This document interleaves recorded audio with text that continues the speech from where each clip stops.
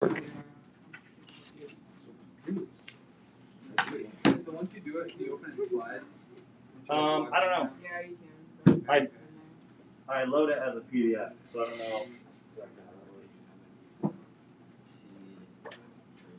Does anyone have any questions about anything before we get started?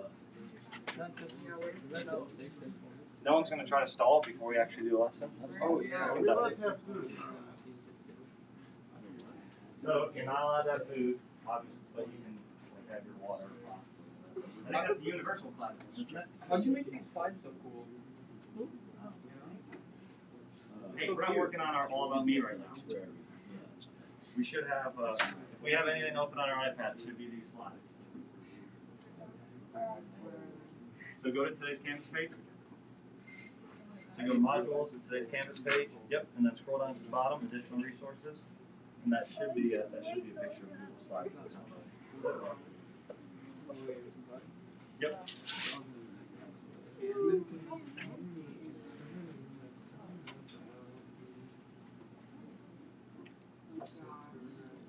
Good.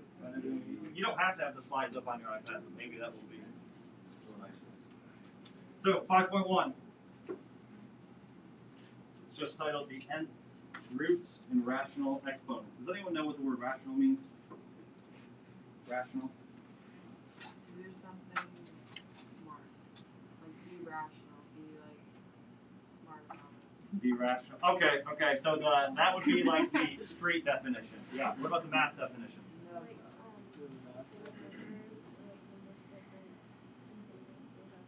Yeah. So rational numbers, very good. Would be whole numbers. Can't really see that. It would be any fraction. So any number that we can represent as a fraction would be considered rational. So like 4 would be considered rational because we could just write it as 4/1. Or 1/3 is rational. Anything we can write as a fraction. Does anyone have an example of a non or irrational number? Yeah. 5. 5 would be irrational. Something like the square root of 2 would be irrational. We cannot write it as a fraction. So nth roots and rational exponents. So exponents that can be written as fractions. Learning targets. Students will be able to find nth roots of numbers. Students will be able to evaluate expressions with rational exponents. And we will be able to solve equations. Okay? Pretty much what we're looking at today is simplifying. Everything that we're doing today is something that you have seen before in Algebra 1. But when you did it in Algebra 1, it was like 3 lessons, and today we're putting it all into one day. So it's supposed to be a review, but we'll see how that goes. Order of operations. We have the quote that we're going to start out with. We're going to look at some terms, examples, and practice. Our quote, coming straight from our textbook. You can extend the concept of a square root to other types of roots. Okay?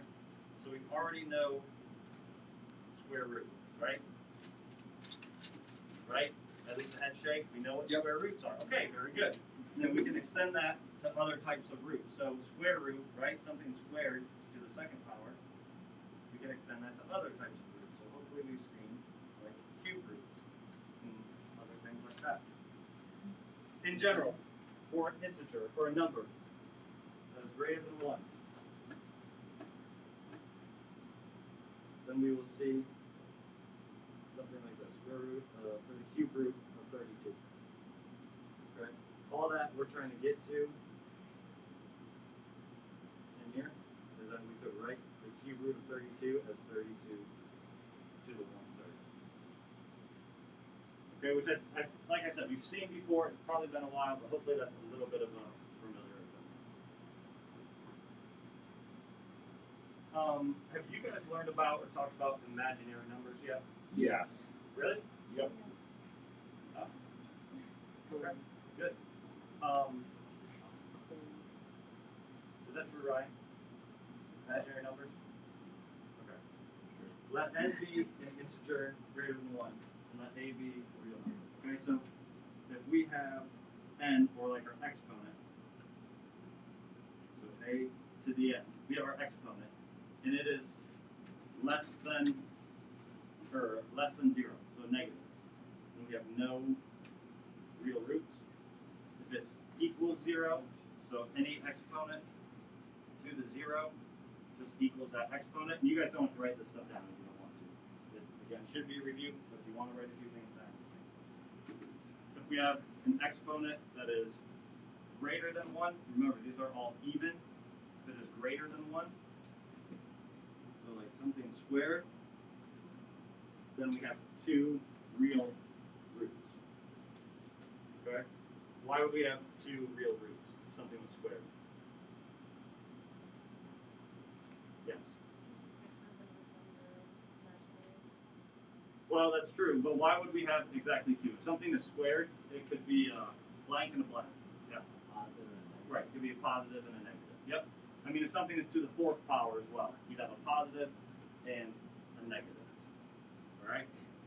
On the other hand, if we have our n value or whatever is in the exponent, if it is odd, then we have 1 real root is what all that comes down to. I mean, you can see if our a is less than 0, equal to 0, or greater than 0, we only have 1 real root. So something to keep in mind, again, you don't have to have all of that written down, but just know that if we have an even exponent, we have 2 real roots. If we have an odd exponent, we have 1 real root. That's the big thing we got to get out of there. So, find the indicated real nth root of a. Alright, so if we have -2, 16, what it means by find the nth root, we're talking square roots. So how we would rewrite this would be the cubed root of -2, 16. Now, does anyone know as a, well, maybe it's tricky, but does anyone know how we could rewrite this, like with an exponent instead of square root?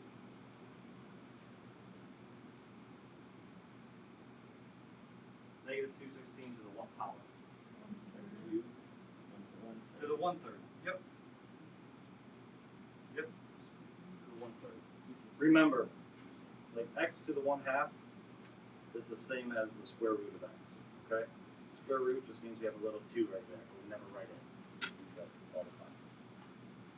So the cube root of the -216 would be negative, or right now as exponent, -216 to the 1/3. Now, based on those rules that we looked at up here, how many answers should we have? 1.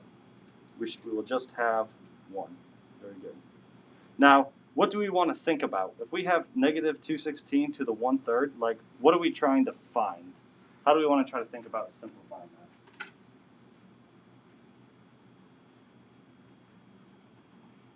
Any idea?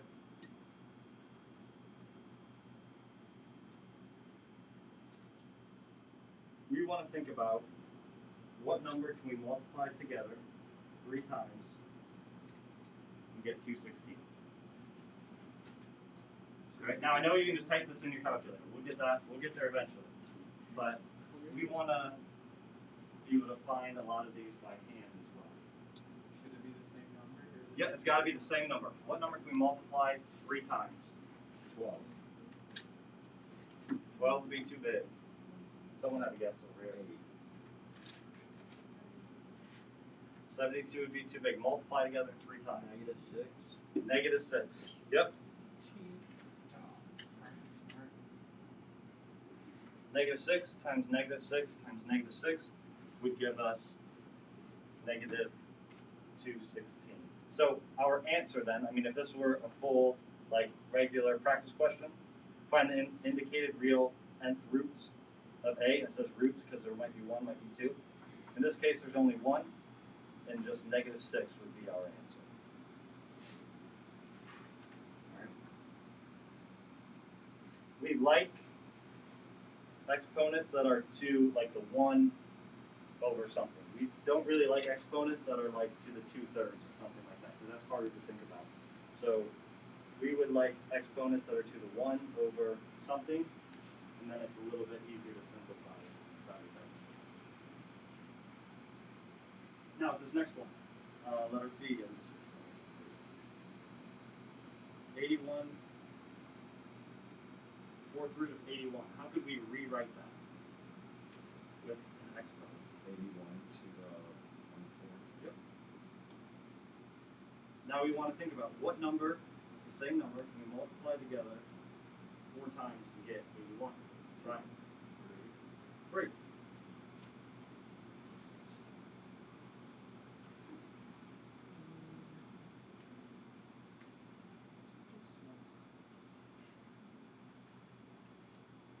Three to the 4th power would give us 81. So the 4th root of 81 gives us 3. Now, are there any other numbers that could work here that we can multiply together 4 times and get 81? Any other numbers? Yeah. Negative 3. Yep. Because a negative times a negative gives us a positive, times a negative gives us a negative, times a negative, and the last one would give us positive. So our answer would be 3, negative 3. You also on the answer key might just see me put plus or minus. Do we remember some of this maybe from algebra? Okay, good. So a couple nods and a couple shakes. This right here might be helpful to have down. I know it's a lot, but it helps us get all of our exponents to the 1 over something.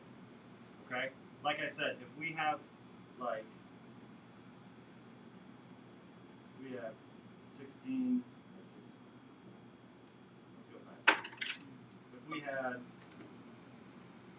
81 to the 3/4, that'd be a little bit more difficult to think about. Okay? So we like something that is to the 1 in our numerator and whatever in the denominator. As a little bit of a tangent, do we know how we would well, I guess it's not a tangent, we'll look at it more. But do we know how we would rewrite 81 to the 3/4? To try to make it a little bit easier.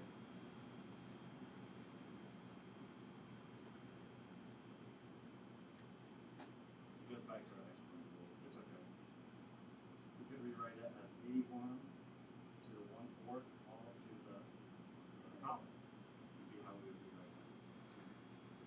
So once again, I've said it over and over. Once we get our exponent to the 1 over something, then we're able to find out what these roots are without just typing it into a calculator. So this slide just gives a couple of examples of how we can move things around to help get it in a form that we're able to solve. So like in this example, this is what I just talked about. A to the m over n can be rewritten as a to the 1 over n times n out in our exponent. And then they give you the square root version of that as well. You want to write it in square root. So those are all the same thing. There's different ways to write it. And it's helpful when you do not have a calculator. Now they give you the example when we have a negative exponent. Does a negative exponent mean that we have a negative number? No. A negative exponent means that we have a small number. Okay? Over and over and over again, my freshman in algebra, we have like a to the negative 2 or something, and I always see a negative number. Negative exponent does not mean negative number. It just means really, really small number. So like they said, if we have a negative exponent, we can rewrite it with just 1 over whatever is going on. And we can apply all of these same rules that we did right up here to try to simplify.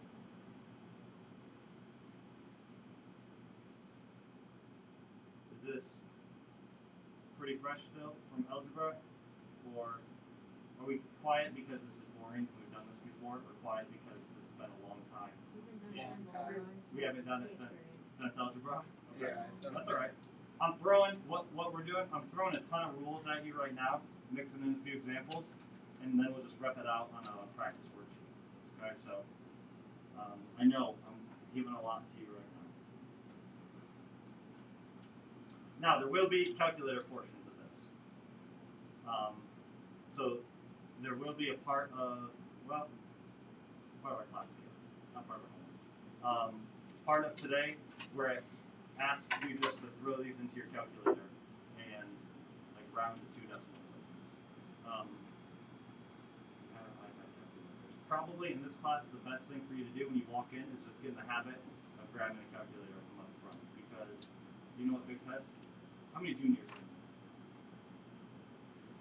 Couple? You know what big test you guys get to take this year? SAT. Yeah. You know what you can use on the SAT? Calculators. Calculator. You know what you cannot use on the SAT? Your iPads. Yeah. So we want to get used to those calculators right there whenever we can. So I would just grab one every day. But what these problems will do is help us get used to using those calculators. So I'm not going to go through all those right now, because I think you guys have used the calculators a decent amount, possibly. And if you don't know how to plug these into your calculator, then I can talk to you.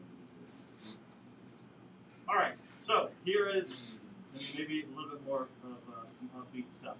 Let's practice. Guess what I use for practice? Class kit. Yes. No. We'll see how it goes. There's a decent amount of questions. This is stone lace. I know. That's where I got it from. I like class kit. Oh. You go back. Let me. Stop.